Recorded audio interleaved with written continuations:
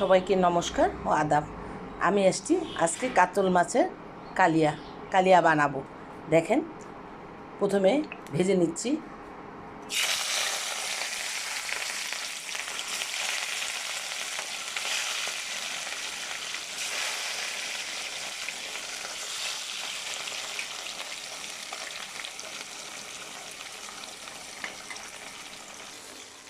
দেখুন, আমার মাছটা ভাজা হয়ে আসছে।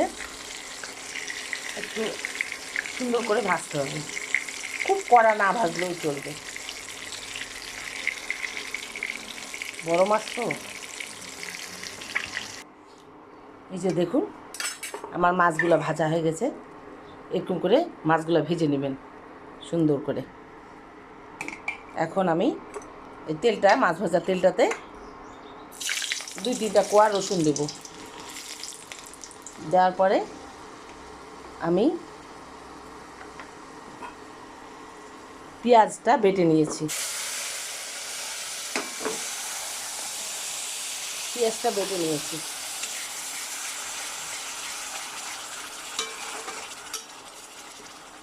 এক দুইটা নাড়া দিতে না দিতে আমি এখন এই দইটা দেব। দইটা আমি ফেটিয়ে নিয়েছি।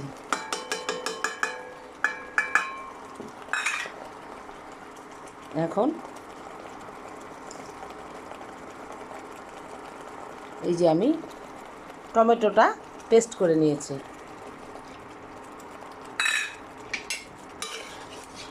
এটা একটু কষাতে হবে, ভালো মতো করে কষাতে হবে, কারণ টক দইয়ের একটা গন্ধ আছে।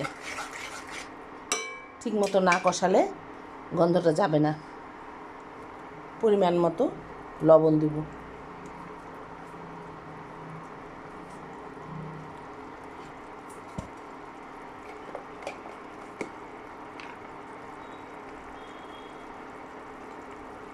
আদা বাটা দেব।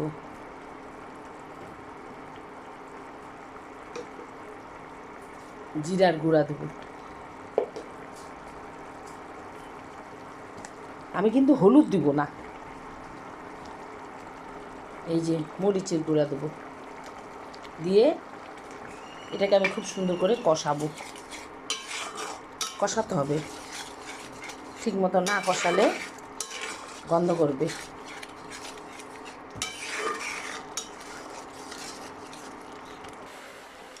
দেখুন, আমার কষানোটা হয়ে গেছে। এই যে তেল ছাড়ছে, তেল ছাড়লেই বুঝবেন কষানো হয়ে গেছে। তেলটা উপর দিকে উঠবে, তখনই বুঝবেন কষানো হয়ে গেছে। এটা ঠিক মতো না কষালে আবার গন্ধ করে। এখন আমি মাছগুলো ছেড়ে দেব।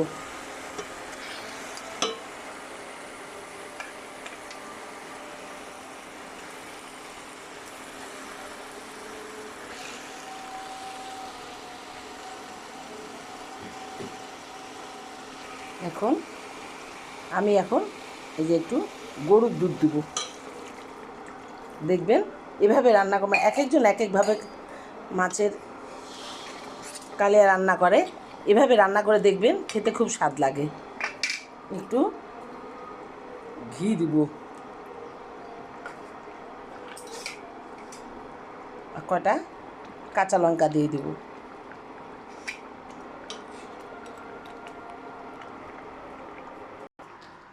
দেখুন, আমার রান্নাটা হয়ে গেল। এভাবে রান্না করবেন, খাবেন, দেখবেন খুব স্বাদ।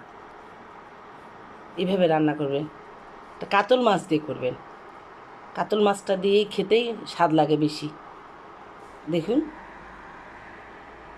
কাঁচা লঙ্কা তো অবশ্যই দিবেন, কারণ মাছে কাঁচা লঙ্কা যদি না দেন তাহলে খেতে ভালো লাগে না। কাঁচা লঙ্কার একটা সুন্দর গন্ধ আছে। সবাই ভালো থাকুন, সুস্থ থাকুন।